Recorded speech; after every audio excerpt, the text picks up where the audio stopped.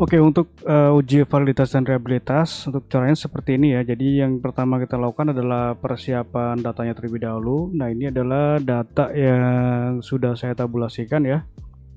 Oke, kita gunakan ini adalah data yang asli, yang ini ya. Jadi tidak ada perubahan nilai. Oke, kita buktikan dulu. Ini kita hapus. Kosong ya, seperti ini. Ini kita copy dari sini. Seperti ini ya. Nah, setelah datanya seperti ini, jadi untuk ini ya, masing-masing variabelnya itu kita totalkan skornya menggunakan rumus sum seperti ini.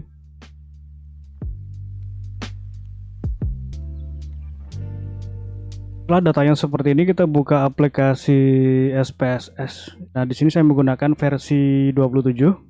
Tapi ini di versi berapapun sama saja ya. Oke, nah akan muncul tampilan seperti ini. Kita masuk ke variable view. Nah, ini kita copy ya. Ini kita copy, kemudian kita paste di sini, di name.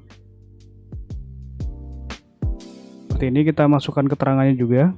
Yang ini kita copy, kita paste di sini ya. Nah, seperti ini. Lalu kita masuk ke data view. Nah, kita copy datanya.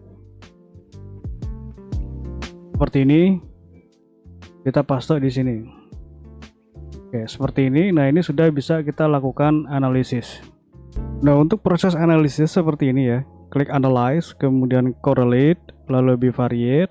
Nah, kita masukkan berkelompok sesuai dengan variabelnya. Jadi KK1 sampai dengan KK4 ya, kita blok seperti ini, kita masukkan ke kolom variabel.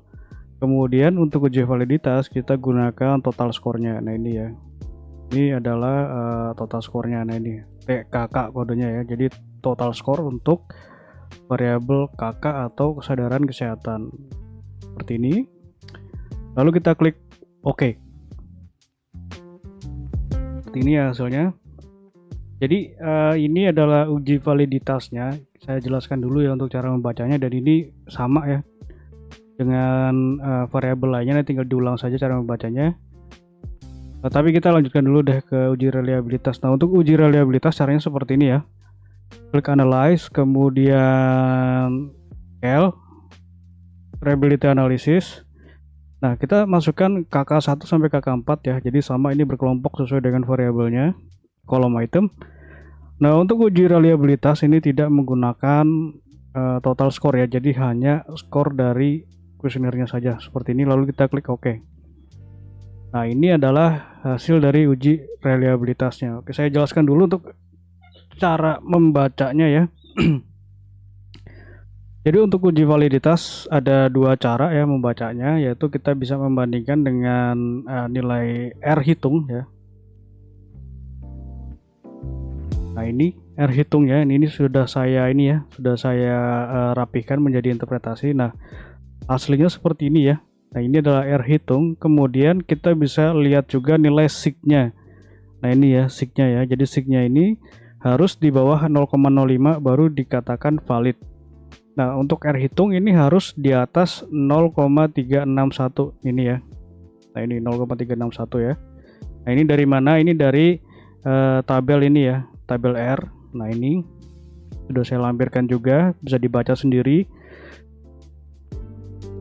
Nah, di sini kita bisa lihat untuk semuanya ya. Kita lihat sig to telt-nya saja, ini yang paling kanan ya.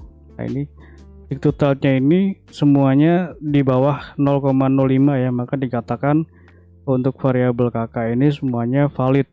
Nah, kemudian untuk uji reliabilitas yang ini ya. Nah, kita gunakan nilai Crobak alpha. Nilainya 0,866.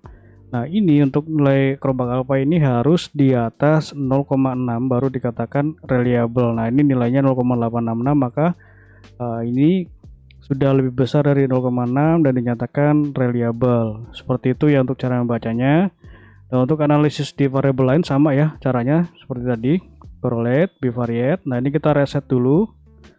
Kita masukkan sekarang GH1 sampai dengan, nah ini GH4 seperti ini ya.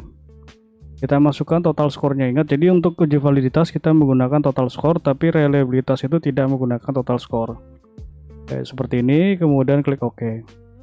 Nah, ini untuk uji validitas variabel GH. Untuk reliabilitasnya, analyze, scale, reliability analysis, kita reset, kita masukkan GH1 sampai dengan GH4 ke kolom item. Ingat, untuk uji reliabilitas kita tidak menggunakan total skor ya. Nah, seperti ini, lalu kita klik OK. Nah, ini nilai reliabilitas kelompok alfanya. Ini untuk validitas, ini untuk reliabilitas. Untuk variabel lainnya sama ya, tinggal diulang saja caranya. Nah, ini kita reset, kita masukkan GM ya, GM1 sampai dengan GM3 ke kolom item. Kemudian ini ya, nah, total skornya. Nah, ini TGM ke kolom item. Jadi untuk validitas menggunakan total skor, untuk reliabilitas itu tidak menggunakan total skor. Oke. Sorry. Correlate, bivariate ya. Nah, ini kita reset dulu. Nah, kita masukkan GM1 sampai GM3. Kemudian kita masukkan total skornya ya. Nah, ini TGM. Klik OK. Seperti ini ya untuk validitasnya. Nah, kemudian untuk uji reliabilitas, analyze, scale, reliability analysis, kita reset dulu, kita masukkan GM1 sampai GM3 ke kolom item, lalu klik OK. Oke, begitu seterusnya diulang sampai semuanya selesai ya. Jadi untuk Kerbau Alpha sama ya cara membacanya, ini harus di atas 0,6 baru dikatakan valid. Dan untuk uji reliabilitas kita lihat kolom yang paling kanan, yang ini bisa diabaikan ya, yang ini. Jadi ini bisa diabaikan, yang kita gunakan yang paling kanan ini. Kita gunakan nilai seek to tilt. Nah, nilai ini harus lebih kecil dari 0,05. Ingat, saya ulang sekali lagi ya, ini harus lebih kecil dari 0,5 baru katakan valid. Seperti itu ya. Untuk variabel lainnya nanti bisa diulang sendiri. Sekian, terima kasih.